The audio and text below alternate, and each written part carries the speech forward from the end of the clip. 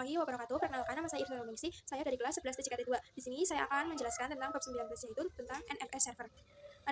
Ada beberapa materi yang akan kita bahas di bab kali ini. Yang pertama itu pengenalan dan penginstalan NFS. Yang kedua, konfigurasi NFS read only. Yang ketiga, mengakses NFS dari Ubuntu Client. Yang keempat, konfigurasi NFS read write.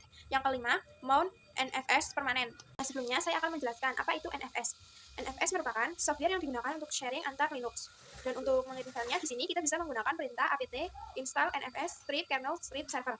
Untuk menerima filenya bisa menggunakan perintah apt install NFS strip command. Langsung saja kita praktekkan. Sebelumnya saya akan membuat beberapa data yang akan dikirimkan atau dibagikan kepada Ubuntu Client. Nah, di sini saya sudah masuk ke dalam router Debian. Lalu di sini pastikan terlebih dahulu bahwa diisi Debian server ini akan terhubung ke internet menggunakan ping google.com. Nah, jadi ini sudah detail atau sudah terhubung ke internet. Lalu untuk menginstalnya bisa menggunakan nano/etc/apt/sources/list lalu enter. Nah, jika kalian menggunakan Debian 12 seperti punya saya, maka bisa ketikkan seperti ini. Nah, tetapi jika kalian menggunakan Debian 10, kalian bisa melihat konfigurasinya seperti di materi router topologi. Nah, kita Ctrl X, Y, terus enter. Lalu ketikkan apt update, terus enter. Kalau sudah, kita install dengan perintah apt install nfs strip kernel strip server. Terus enter.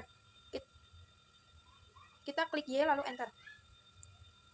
Kita lanjut ke pembahasan yang selanjutnya, yaitu konfigurasi NFS read only. Setelah menginstal softwarenya, pada materi sebelumnya, di sini saya akan membuat sebuah direktori. Nah, di sini kita bisa ketikkan mkdir/nfs1. Nah, seperti ini. Lalu kita bisa enter. Lalu kita harus mengkonfigurasi direktorinya agar bisa diakses dengan siapa saja. Tapi hak aksesnya itu read only. Kita ketikkan nano/etc/export. Seperti ini. Kita bisa enter. Lalu di paling bawah, kita bisa ketikkan /nfs1. /nfs1 itu nama direktorinya. Kemudian kita tab 2 kali, lalu ketik bintang ro. Nah, seperti ini. Ketika sudah, kalian bisa ctrl X, Y, terus enter. Lalu kalian restart dengan perintah sistem ctl restart nfs strip kernel strip server, terus enter. Kita masuk ke poin yang ketiga, yaitu mengakses NFS dari Ubuntu Client. Nah, di sini saya akan membuat Ubuntu Client ini bisa mengakses direktori NFS1 yang sudah saya buat tadi. Nah, kalian bisa masuk ke Ubuntu Client, lalu pastikan sudah bisa mengeping google.com. Nah, di sini sudah bisa ya teman-teman. Kemudian kita bisa melakukan install dengan perintah apt install nfs strip command. Kalian bisa enter. Kemudian di sini kalian bisa ketik Y lalu enter. Nah, ketika sudah menginstalnya, lalu kita harus melihat direktori apa yang di-share oleh Debian server. Tetapi kita harus memastikan kalau Ubuntu client-nya bisa tersambung ke Debian server. Caranya yaitu dengan mengetikkan ping lalu masukkan IP address Debian servernya, yaitu 10.10.10.2. Nah, seperti ini. Lalu kita bisa enter. Nah, di sini TTL ya teman-teman. Artinya bisa. Nah, lalu kita ketik summon min e, lalu masukkan IP address Debian server, yaitu 10.10.10.2. Kita bisa enter. Nah, di sini bisa teman-teman lihat bahwa direktori NFS1 berhasil di-share ya teman-teman.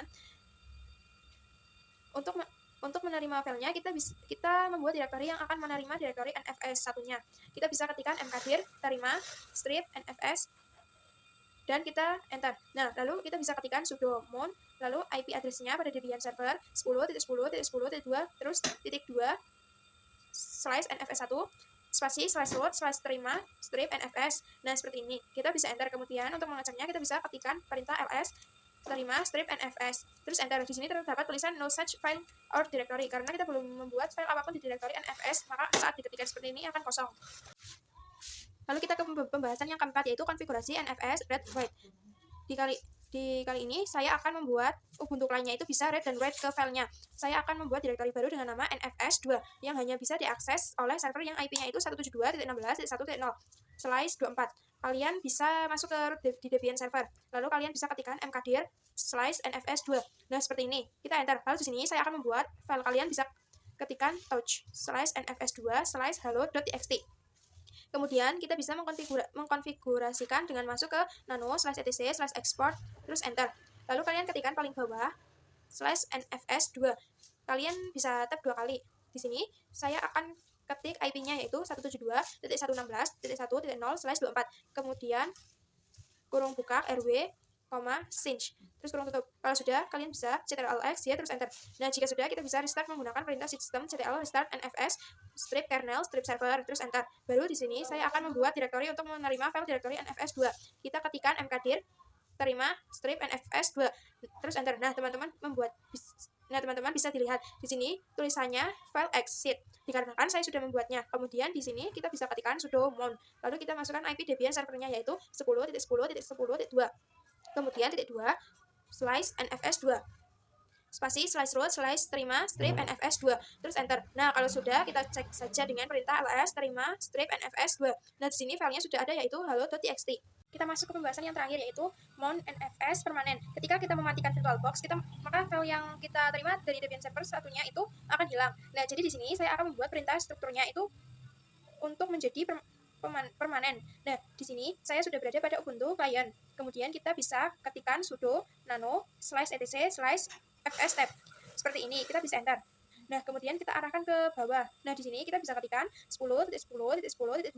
Nah, ini adalah IP dari Debian server. Kemudian titik 2 slash nfs2. Dari sini kita ketikkan slash root slash terima strip nfs2. Kemudian kita bisa tab 2 kali. Ketikkan nfs, kemudian kita tab lagi.